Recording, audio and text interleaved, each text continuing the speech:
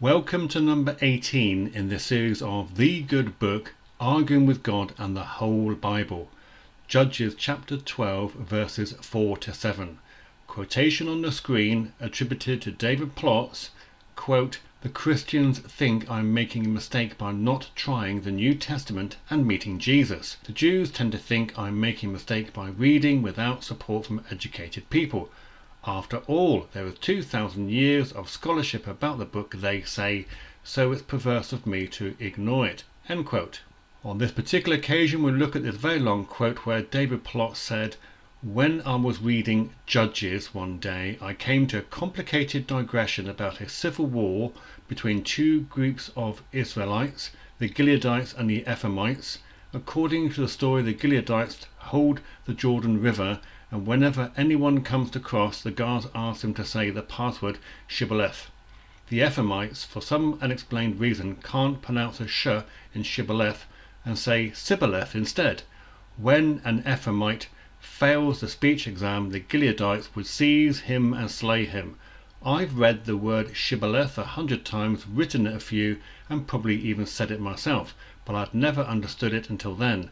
It was a tiny but thrilling moment when my world came alive, when a word that had just been a word suddenly meant something to me."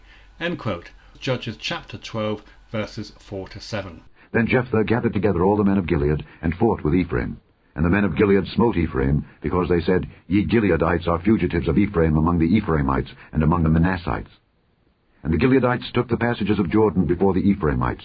And it was so, that when those Ephraimites which were escaped said, "Let me go over," that the men of Gilead said unto him, "Art thou an Ephraimite?" If he said, "Nay," then said they unto him, "Say now Shibboleth." And he said, "Sibboleth," for he could not frame to pronounce it right. Then they took him and slew him at the passages of Jordan. And there fell at that time of the Ephraimites 42,000. And Jephthah judged Israel 6 years. Then died Jephthah the Gileadite, and was buried in one of the cities of Gilead. Well, not a lot more to say really than that, but the English language, particularly when I was in the British Army, is a good one for using the password with a th, because most foreigners find it really hard to pronounce th as in the or theatre. Let's look at the New Testament. Is there a situation where a similar event occurred? And of course there is. In the Synoptic Gospels, Matthew, Mark and Luke, not recorded in John, we have Matthew chapter 26 and verse 73, Mark chapter 14 and verse 70, and Luke chapter 22 and verse 59. And after a while came unto him they that stood by, and said to Peter, Surely thou also art one of them, for thy speech bewrayeth thee. And he denied it again. And a little after, they that stood by said again to Peter, Surely thou art one of them, for thou art a Galilean, and thy speech agreeth thereto. And about the space of 1 hour after, another confidently affirmed, saying, Of a truth, this fellow also was with him, for he is a Galilean. Obviously, Peter was betrayed by his speech. He was Galilean. They obviously had a different accent from people in Jerusalem. Now, what is really interesting, of course, in Matthew chapter 26 and verse 73 of read, we've got the first column of the Greek NTTR+, which is the New Testament text as receptors. Second column is the Westcott and Hort. The first column is majority text. The second column is minority text. On this occasion, they are in alignment.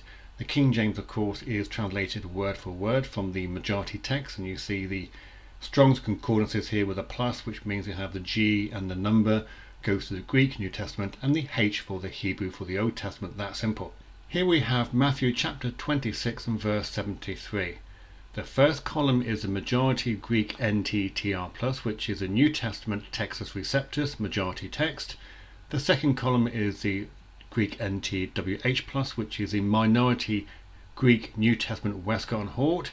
In this occasion they are in alignment. The King James Plus is the KJV+, which is translated word for word from the majority text. The next column is the Jesuit Roman Catholic Douay Rheims Bar, the DRB, and then you have the New King James, NKJV, then the English Standard Version, the ESV, then the New International Version, the NIV, and then the GNB, the so-called Good News Bible. The crucial part here is thy speech bewrayeth thee. The Catholic Bible retains that second person singular by saying thy speech, but then they say doth discover thee. The New King James says your speech betrays you. Whose speech? All of you, or just you singular? There's a doubt now crept in. The ESV says your accent betrays you. Well, accent's not the same as speech. NIV says your accent gives you away, and gives you away is not the same as betraying or discovering you. And the GMB says the way you speak gives you away. The JW New World Translation 2013 says your dialect gives you away. So we have speech, accent, dialect, betrays, discovers, gives you away. Well, they can't all be true, can they? Now we have Mark chapter 14 and verse 70. And here we have, again, the first column is the Greek New Testament Textus Receptus, the majority manuscripts here, 95%.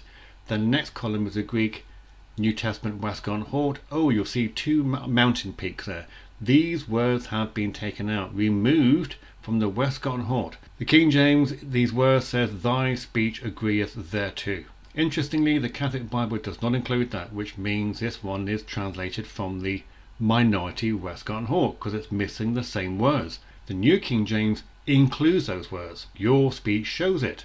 But the ESV, the NIV, the GMB, and surprisingly the JW New World Translation remove those words. So they are evidently all taking their translation from the minority critical Westcott Hort text. So, in conclusion, this is number 18 of 49, Judges chapter 12, verses 4 to 7, the good book, Arguing with God and the Whole Bible. In this context, we're talking about the pronunciation of certain words, a shibboleth or sibboleth in Judges, and then you see how Peter gave his Galilean speech. Now reading from John chapter 4 and verse 22, and 1 Corinthians chapter 10 and verse 32. Ye worship ye know not what. We know what we worship, for salvation is of the Jews. Give none offense, neither to the Jews, nor to the Gentiles, nor to the church of God. Here are the references as always, and we'll finish off with we need to hear the gospel, singular, there's only one, every day, because we forget it, singular, there's only one, every day. Thank you for watching. Take care now. Bye-bye. Moreover, brethren, I declare unto you the gospel which I preached unto you, which also ye have received, and wherein ye stand, by which also ye are saved, if ye keep in memory what I preached unto you, unless ye have believed in vain. For I delivered unto you first of all that which I also received, how that Christ died for our sins according to the Scriptures, and that he was buried, and that he rose again the third day according to the Scriptures,